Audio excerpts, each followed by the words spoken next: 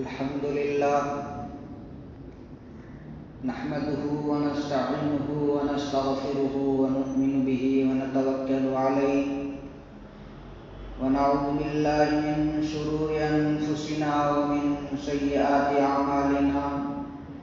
من يهده الله فلا مضل له ومن يضلله فلا هادي له أشهد أن لا إله إلا الله وحده لا شريك له وأشهد أن سيدنا ونبينا ومولانا محمدا عبده ورسوله سارے جہاں سے اچھا ہندوستان ہمارا، ہم بلبلے ہیں اس کی یہ گلستاں ہمارا، غربت میں ہوں اگر ہم رہتا ہے دل وطن میں، سمجھو وہی ہمیں بھی دل ہو جہاں ہمارا۔ بزرگان محترم، عزیز ساتھیوں، سالہ گزشتہ کی طرح ایک بار پھر یوم جمہوریہ ہمارے سامنے جلوہ نما ہے۔ ہم خوشیاں اور ساغرہ منانے میں مگن ہیں۔ رب کریم سے امید ہے جس طرح کئی سالوں سے یہ دن اپنی رنگینیوں اور عناوین کے ساتھ آتا ہے،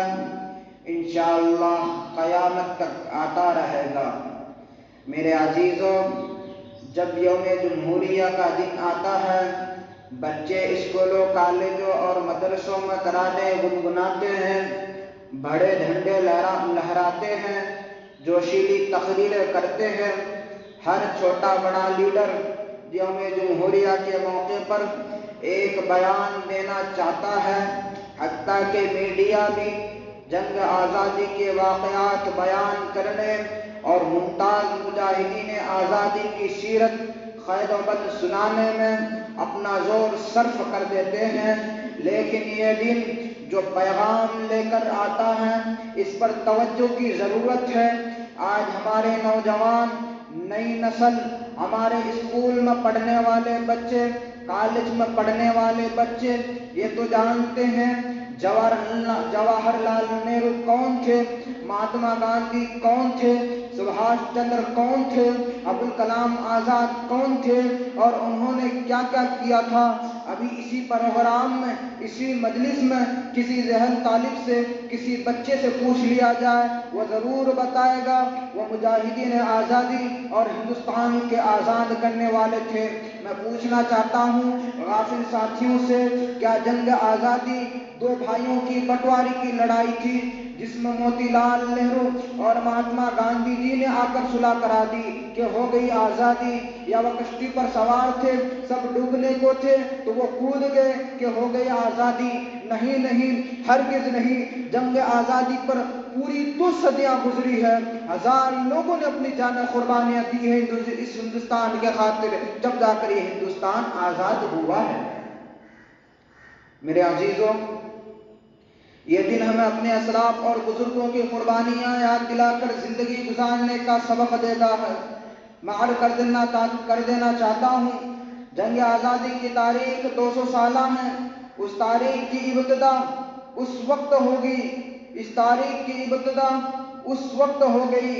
جب 1756 میں نواب سراج الدولہ جیسے جری بہادر بادشاہ کا دور حکومت آیا، اور تاریخ کا یہ روشن باب اس وقت مکمل ہو گیا جب وہ مشہور و معروف تاریخ دہرائی گئی جس میں خون کی ندیاں گاجر مولی کی طرح محبین وطن کو کاٹ کر رکھ دیا۔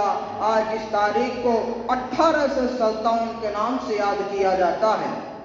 پھر دوسرا دور اس وقت مکمل ہوا جب انگریزوں کی غلامی کی زنجیریں قانونی طور پر ہماری گردنوں سے نکالی گئی، اور اس وقت کو 1947 کے نام سے یاد کیا جاتا ہے۔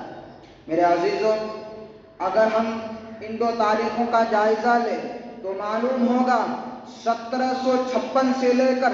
1857 تک تنہا مسلم قوم نے آزادی کی لڑائی لڑی، جس میں ہمارے امراء، رؤسا شاہان مملکت نے گردن کٹائی، جس میں ہمارے علماء، صلحاء، بزرگان دین نے اپنے خانقاہوں، مسندوں اور کوریوں کو چھوڑ کر سرزمین ہند کو انگریز سے آزاد کرانے کے لیے خون کی ندیاں بہا کر تاریخ کو ایک نیا موڑ دے دیا۔ میرے عزیزوں، ایک صدی کی تاریخ ہے، مسلمانوں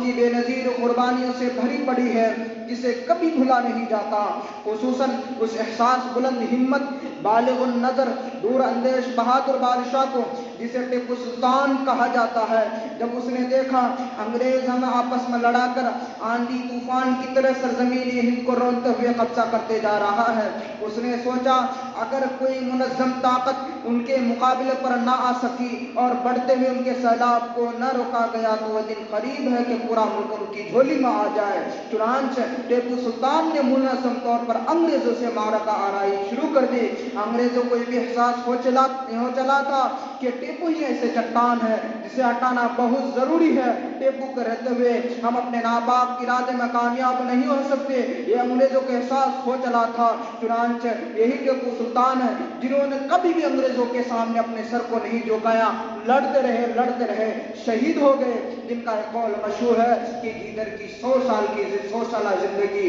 شیر کی ایک زندگی بہتر ہے۔ میرے عزیزوں، آخر کار اپنوں کی غداری اور جنوبی ہند کے عمرا کی انگریزوں کی چاپلوسی کی وجہ سے یہ مجاہد بادشاہ 1799 کو سرنگا پٹنم کے معرکے میں شہید ہو کر کاروان حریت کو نقش راہ دے گیا۔ اس کی ناش پر کھڑے ہو کر ذل حارث نے کہا تھا آج سے ہندوستان ہمارا ہے۔ اس کے بعد اب کوئی طاقت ایسی نہیں رہ گئی جو انگریزوں کا